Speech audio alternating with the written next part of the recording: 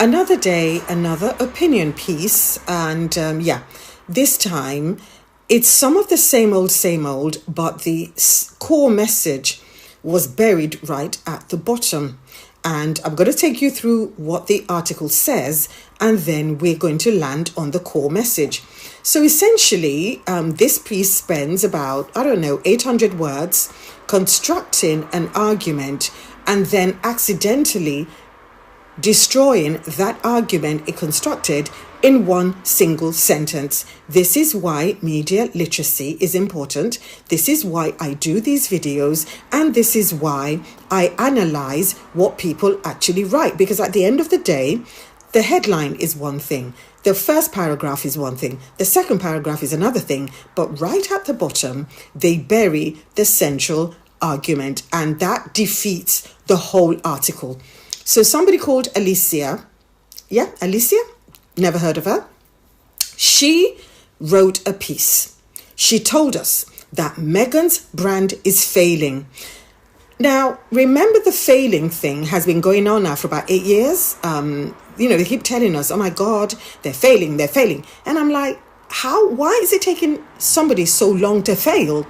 Why? As in, if they are in free fall, right, and they haven't landed yet, but anyway, the fact that Meghan's brand is failing, the Netflix deal has cooled. Remember how they're running with that despite executives in Netflix coming out. I mean, who can be higher than the chief exec? The chief exec came out and said, not true. The chief content officer, the most powerful woman in Hollywood, came out and said, not true. But they're not listening. Spotify collapsed. Absolutely true. Because another day, another opinion piece about Meghan Markle. And once again, we're told that everything is falling apart. We've heard this story so many times that it's practically become a tradition. Every year, we're told Meghan is failing. Every year, we're told Harry and Meghan are irrelevant. Every year, we're told that the Sussex brand is collapsing.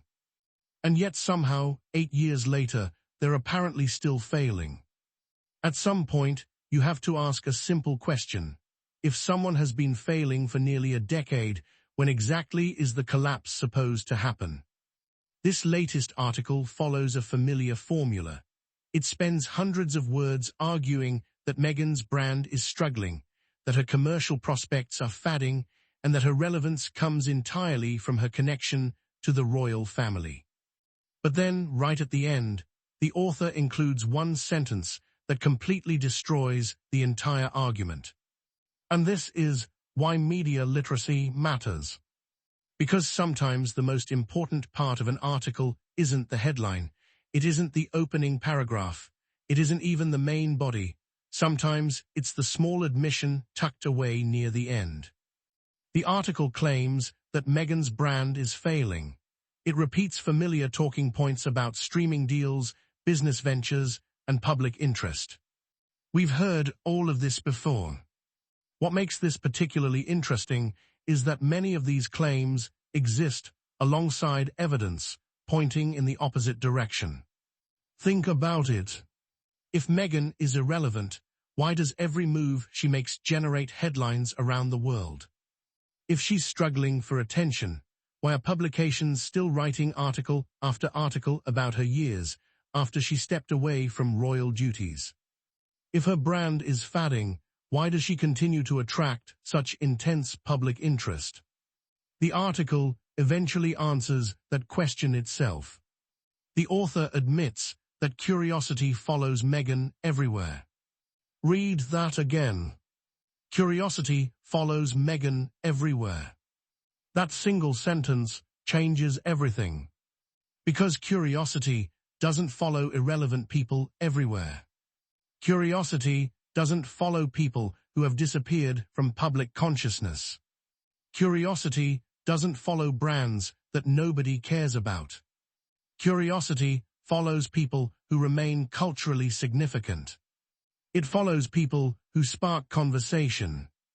It follows people who continue to capture public attention, regardless of whether the coverage is positive or negative. And that's exactly what we've seen with Meghan for years. Whether she's launching a project, attending an event, supporting a cause, or simply staying out of the spotlight for a few weeks, people notice. Media outlets notice. Commentators notice. Critics notice. Supporters notice. Everybody notices. That's not the definition of irrelevance. That's the definition of influence. The article also argues that Meghan's status came entirely from the monarchy. But that argument ignores a lot of context. Before she ever joined the royal family, Meghan had built a successful career in entertainment. She spent years on a popular television series. She developed her own lifestyle platform.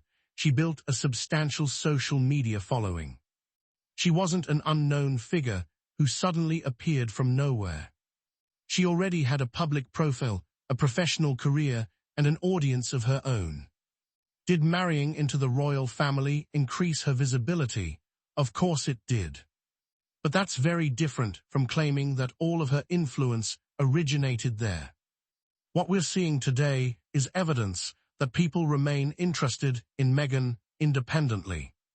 That's why every new project attracts attention. That's why every public appearance becomes a news story. That's why discussions about her continue years after she and Harry stepped away from royal life. The article also acknowledges something else that deserves attention. It admits that the Invictus Games remains one of the Sussex's strongest and most respected achievements. And honestly, that's not surprising. The Invictus Games has become a globally recognized platform that celebrates wounded, injured, and sick service personnel and veterans. It has changed lives, inspired communities, and created opportunities for countless participants. That success didn't happen by accident. It happened because of commitment, passion, and consistent work over many years. The bigger issue here is that many critics seem determined to fit Harry and Meghan into a narrative that no longer matches reality. The reality is that they have built an independent life. They have launched projects. They have created partnerships. They have supported charitable causes. They have continued to attract global attention. Most importantly, they've done all of this while operating outside the traditional royal structure. That's what makes these articles so fascinating. The criticism often says one thing. The evidence says another. And then, every now and then, the writer accidentally admits the truth. In this case, that truth was simple. Curiosity follows Meghan everywhere. That wasn't a criticism. It was a confession. Because the reason people keep writing articles about Meghan is the same reason people keep clicking on them. People remain interested. People remain curious. People still want to know what she's doing next. And whether you're a supporter or a critic, that's impossible to deny. At the end of the day, if someone truly had no relevance, nobody would be talking about them. The fact that Meghan continues to dominate conversations years later tells its own story. And perhaps that's why articles like this keep appearing. Not because Meghan is disappearing from public attention, but because she isn't. Let me know what you think in the comments. Does the admission that curiosity follows Meghan everywhere completely undermine the argument that she's becoming irrelevant? Or do you think the critics still have a point?